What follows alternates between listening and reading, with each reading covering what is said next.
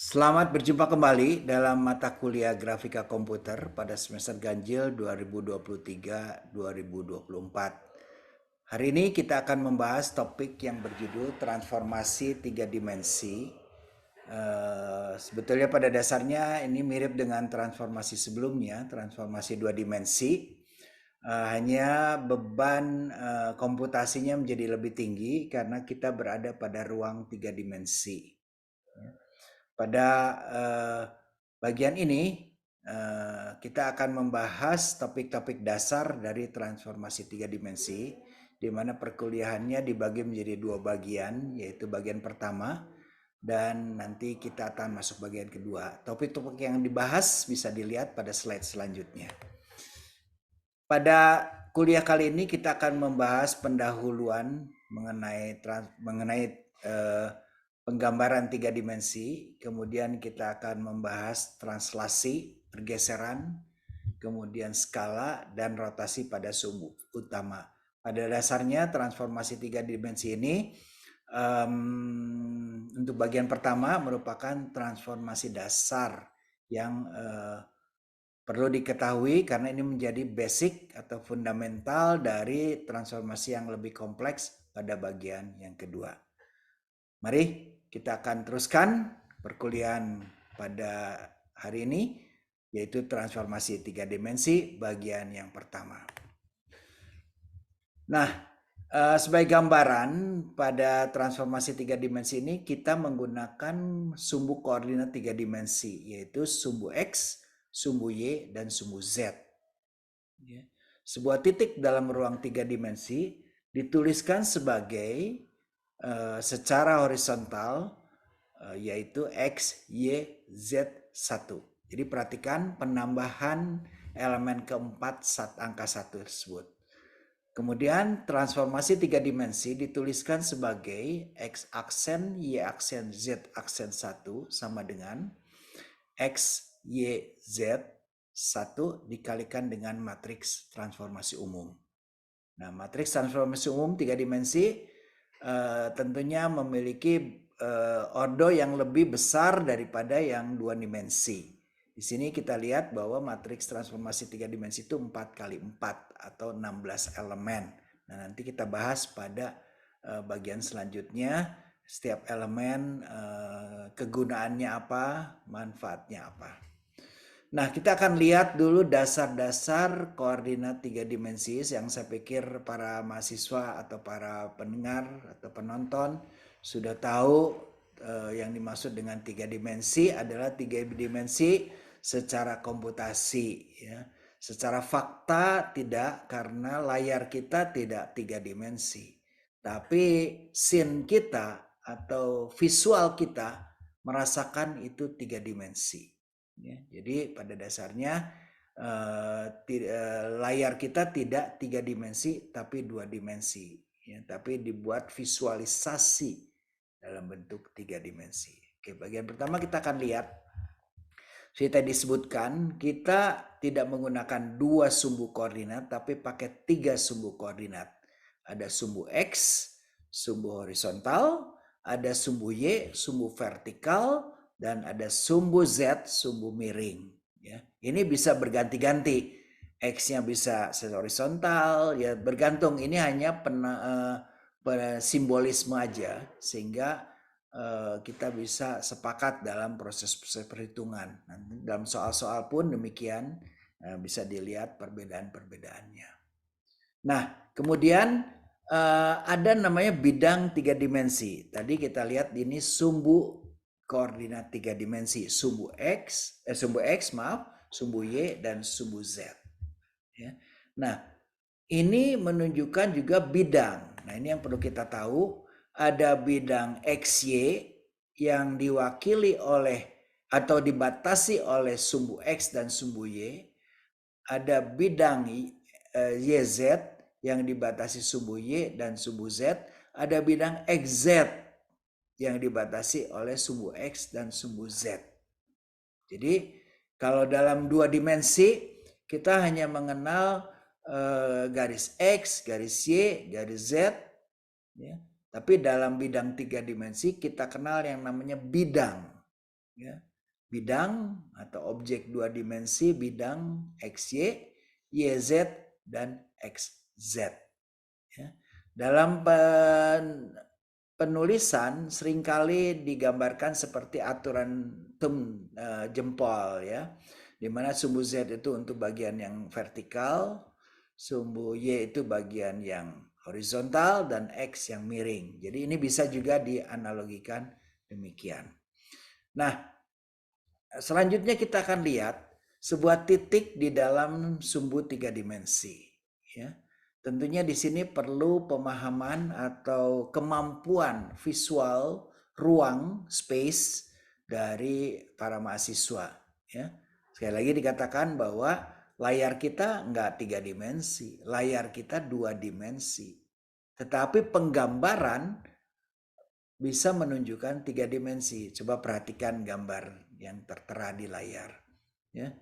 Kita lihat titik yang pertama yang di hadapan kita, yaitu titik P, X0, Y0, Z0 yang ada di hadapan kita. Mungkin yang inilah, kira-kira gitu ya. Nah itu sebetulnya itu adalah sebuah titik yang ada di ruangan dengan koordinat X0, Y0, Z0. Kemudian ada titik yang di bawah yang nempel pada sumbu atau bidang XY. Titik Q, perhatikan yang di bawah, titik Q, yang koordinatnya X0, Y0, 0. Para penonton bisa melihat di situ nilai Z-nya adalah 0. Kenapa? Karena memang ada pada bidang XY. Demikian juga dengan titik-titik lain, misalnya titik S. Perhatikan titik S yang di sebelah kiri. Dituliskan notasi titiknya adalah X0, 0, dan Z0.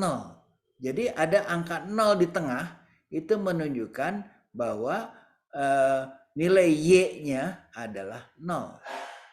Jadi coba perhatikan bahwa penulisan titik itu ya, sangat menentukan ya, hati-hati jangan sampai terpengaruh ya. Nah, perhatikan titik R. Titik R.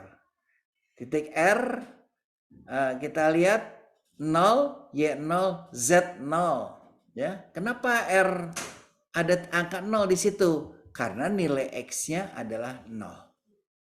Ya. Sebetulnya kita tidak perlu menggambarkan garis-garis tersebut ya, sehingga semua titik itu digambarkan seperti sebuah kubus ya, tetapi supaya memudahkan ada efek tiga dimensi di dalam ini kita, maka kita akan melihat bahwa ini adalah seperti kubus ya. Ini penggambaran titik dalam sumbu tiga dimensi. Nah, kita akan lihat bagian yang penting ya dalam hal matriks transformasi umum. Ya, tadi disebutkan bahwa ada ukuran atau ordo matriks transformasi umum itu 4x4. Ada A, B, C, perhatikan kuadrannya A, B, C, D, E, F, G, H, I. Ya, kuadran pertama. Lalu kuadran kedua ada L, M, N yang bawah. Lalu di kanan di kolom keempat ada kuadran P, Q, R. Dan terakhir di paling kanan bawah adalah S. Nah, kuadran pertama A, B, C, D, E, F, G, H, I adalah elemen yang berpengaruh terhadap transformasi linear.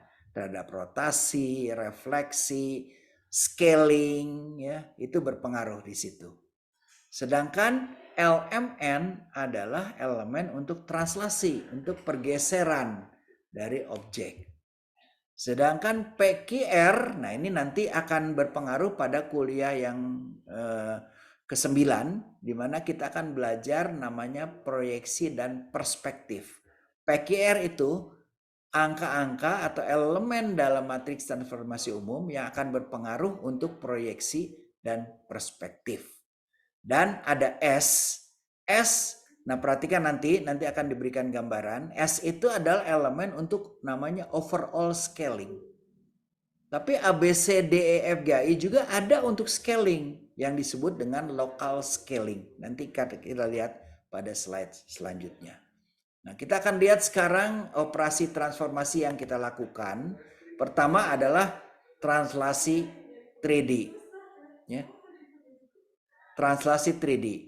Nah, kita perlu perhatikan di sini translasi 3 dimensi, apa yang dimaksud dengan translasi 3 dimensi. Ya, perhatikan gambar yang diarsir di situ. Jadi ada pergeseran objek dari yang titik-titik gambar kubus yang terarsir itu ke dalam kubus yang berwarna biru. Nah, pergeseran itu disebut dengan translasi. Ya, di mana formula sederhananya adalah X aksen sama dengan X ditambah TX, Y aksen adalah Y ditambah TY, dan Z aksen adalah Z ditambah TZ. Ya. Nah, penulisannya sederhana, transformasinya silakan dilihat di situ, matriks transformasinya 1000, 0100, 0010, dan elemen TX, TY, TZ, dan 1. Nah, perhatikan di situ ada TX, TY, TZ. TX, TY, TZ itu adalah besaran pergeseran yang dilakukan pada proses translasi. Ya, jadi perhatikan dengan mengalihkan titik-titik dari kubus tersebut. Nah, di sini dicontohkan hanya satu titik X, Y, Z 1, maka kita sudah melakukan translasi terhadap objek 3 dimensi. Oke. Nah, selanjutnya adalah skala. Skala scaling, ya, scaling dalam 3 dimensi bagaimana? Nah, perhatikan dalam scaling ada 2 jenis, ya. Ada yang disebut dengan local scaling, ada yang disebut dengan overall scaling. Local scaling dipengaruhi oleh elemen diagonal sebelum yang paling ujung, paling kanan bawah, elemen A, E, dan I. Jadi perhatikan pada transformasi matriks transformasi umum, elemen A, elemen E, dan elemen I. Itu adalah elemen local scaling yang berpengaruh terhadap penscalingan, penskalaan. Ya. Nah, kemudian ada yang namanya overall scaling. Overall scaling adalah elemen di dalam matriks transformasi umum yang ada di kanan bawah. Perhatikan, itu adalah faktor scaling. Ya. Nah, contoh di bawah ini paling kiri adalah yang disebut dengan local scaling.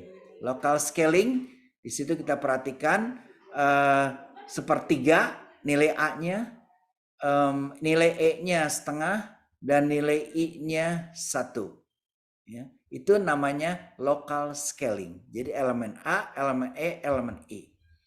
Kemudian paling kanan, matriks yang kanan, yaitu global scaling, kita perhatikan angka di bawah. Perhatikan local scaling, global scaling itu penskalaannya kalau ingin sama dengan local scaling itu difaktorkan 1 per global scalingnya.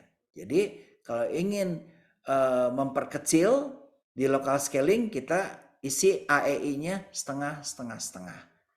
Tapi di global scalingnya jangan diisi setengah, tapi diisi 1 per setengah, yaitu 2. Nah, ini skala 3 dimensi. Nah, ini contoh sederhana dari local scaling. Ya. Dalam local scaling kita perhatikan sama saja sebetulnya. Nah, elemen SX, SY, SZ itu adalah elemen local scaling. Sama juga dengan global scaling. Global scaling yang berpengaruh adalah yang paling bawah 1 per SG. Ya, jadi perhatikan di sini perbedaannya. Saya tunjukkan lagi perbedaannya di sini. SX, SY, SZ itu elemen local scaling. Lalu elemen global scaling atau overall scaling 1 per SG. Ya. Nah, kita juga bisa melakukan scaling di mana objeknya ada di luar dari atau bukan dari titik origin. Ya, untuk itu kita perlu melakukan proses translasi sama seperti di 2 dimensi. Kita geser titiknya, ya. Ingat scaling itu bisa saja kita lakukan bukan dengan di pusat origin, tapi di titik yang lain. Katakanlah itu seperti gambar di situ, titik yang biru itu, yang dot biru. Ya, untuk bisa melakukan scaling dari titik itu, kita perlu melakukan 3 langkah, ya sederhana. Kita geser titik biru itu ke titik origin dengan formulasi translasi. Kemudian lakukan scaling, lalu lakukan inverse translasi. Ya, pada dasarnya ini tidak terlalu berpengaruh karena dengan mudah kita melakukan hal ini. Ya, jadi kalau scaling tidak terlalu bermasalah. Nah, berikutnya kita akan lihat rotasi 3 dimensi. Nah, rotasi 3 dimensi ini perlu diingat bahwa yang dimaksud dengan rotasi 3 dimensi itu merotasikan pada sumbu utama. Ya, pada kuliah kali ini kita akan lihat hanya bagian yang pertama, rotasi pada sumbu utama, sumbu X, sumbu Y, dan sumbu Z. Ya, nanti pada kuliah selanjutnya kita akan lihat rotasi secara umum. Ya. Nah, kita lihat 3D rotation ini. Rotasi pada sumbu X ini sederhana dan to the point langsung kepada formulasinya. Kita akan lihat. Jadi rotasinya pada sumbu, ya, bukan pada titik. Ingat di 2 dimensi titik, sedangkan kalau dalam 3 dimensi pada sumbu, ya, pada sumbu Z, pada sumbu X, pada sumbu Y. Ya. Nah, formulasi sederhana. Pada rotasi pada sumbu X sebesar theta derajat, maka formulasinya 1000 0 cos sin min sin cos, ya, lalu 001. Nah, perhatikan posisi penempatan rumus rotasi 2 dimensi di situ. Cos theta, sin theta, min sin theta, cos theta. Sedangkan rotasi pada sumbu Y, ya, sebesar pi derajat, di situ dinotasikan sebagai TY. Ya, perhatikan posisi formulasi transformasi 2 dimensi untuk rotasi. Ya, perhatikan cos V lalu 0, min sin V 0, 0100, sin V 0, cos V 0, 0001. Maka ini adalah formula rotasi sebesar V derajat pada sumbu Y. Ya, sama juga dengan sumbu Z, perhatikan sekali lagi posisi pada transformasi 2 dimensinya, ya. Ini rotasi pada sumbu Z sebesar psi derajat, ya. Cos psi, sin psi, minus sin psi, dan cos psi. Dan sisanya pengalokasikan nilai standar 0, 0, 0 atau 1. Ini cukup dihafalkan atau dicatat saja formulasi transformasi rotasi pada sumbu Z. Nah, berikutnya kita akan lihat beberapa ilustrasi, ya. Kita akan lihat. Ini tadi sudah dibahas pada rotasi pada sumbu Z itu formulasinya, rotasi pada sumbu X itu formulasinya, dan rotasi pada sumbu Y itu formulasinya. Ya, jadi perhatikan pada sumbu Z kita merotasikan pada sumbu Z. Ya, pada sumbu X kita merotasikan pada sumbu X, dan pada sumbu Y kita merotasikan pada sumbu Y. Ini formulasi pada sumbu utama. Ini paling simpel, ya. Ini adalah matriks transformasi umum pada rotasi dengan sebesar theta atau psi atau v derajat pada sumbu-sumbu X atau Y atau Z. Ya. Nah, ini perlu catatan bahwa sekali lagi formulasi rotasi yang majemuk akan menghasilkan hasil yang berbeda apabila dilakukan secara berturutan. Contoh, kita akan melakukan rotasi pada sumbu X, kemudian dilanjutkan dengan rotasi pada sumbu Z. Kita punya sebuah objek, ya. Kita akan merotasikan pada sumbu X dulu, ya. Kemudian rotasi pada sumbu Z. Ya. Kemudian contoh yang kedua, yang bawah, kita akan rotasikan pada sumbu Z dulu, lalu sumbu X. Ya, sama seperti transformasi rotasi dua dimensi, keduanya tidak komutatif. Akan menghasilkan hasil yang berbeda. Coba perhatikan, kita punya objek, ya, kita lihat dulu rotasi pada sumbu X dan sumbu Z. Ya. Nah, kita punya objek, kita akan rotasikan pada sumbu X. Lihat bagian yang diarsir tersebut. Ya. Kita rotasikan sebesar 90 derajat pada sumbu X.